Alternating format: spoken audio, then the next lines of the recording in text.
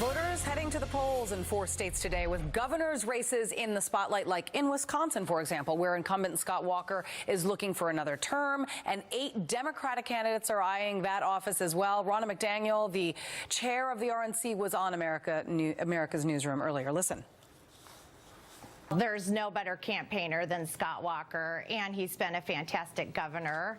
I think he obviously is going to have a win today, and he's going to have a tough election. He always does, but he always comes through. Joining us now, Guy Benson, political editor at townhall.com, Fox News contributor and co-host of Benson and Harf. All right, let's start with Scott Walker, Wisconsin. Is this pretty much hands down a win? Well, for him in the primary, certainly yes. In the general, no. It's a very tightly contested state. It's a polarized state. Scott Walker has won 3 statewide elections, including that recall election back in 2012. He is leading in the polls. His approval rating is stable but not spectacular.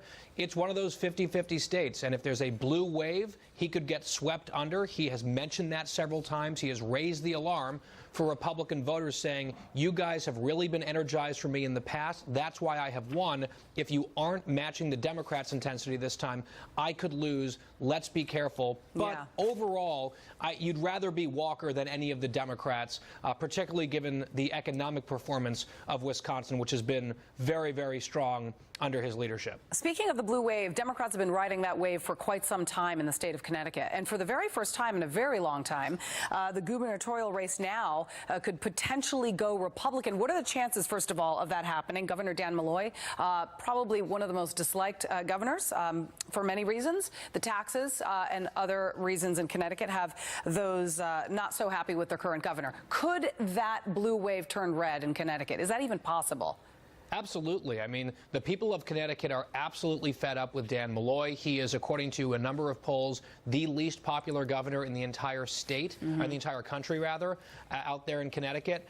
And he's not running for re-election. People are unhappy. The state's finances are in disarray. Taxes are through the roof. And so Republicans have a true opportunity here to pick up a governorship. And, Julie, what's interesting about Connecticut and New England more generally, while the GOP brand has really atrophied at the federal level, there are now 4 Republican governors in these 6 New England states. Connecticut potentially could become a 5th.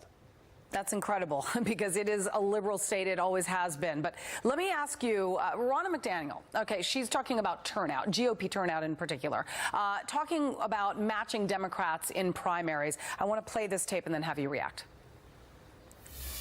In California, we had higher turnout in 6 of the 7 target districts. That's obviously a battleground state for the Democrats. It's their path to the majority. The turnout across these primaries, we have been matching the enthusiasm of the Democrats, and I expect we'll do that in November as well. All right, California, the battleground state for the Dems. What happens there?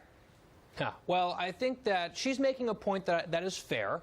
You look at some of these numbers in certain primaries in which partisans are turning out more on either side of the aisle. Yeah. I think we should be careful about extrapolating those numbers too much. I think the concern for Republicans is what we saw in Ohio's 12th district, the special election last week, where the GOP appears to have hung on by a thread.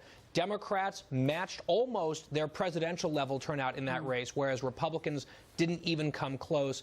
If that plays out in November, it'll be a very big night for Democrats. Republicans need to make sure that their voters show up and are excited to do so. All right, Guy Benson, great to see you.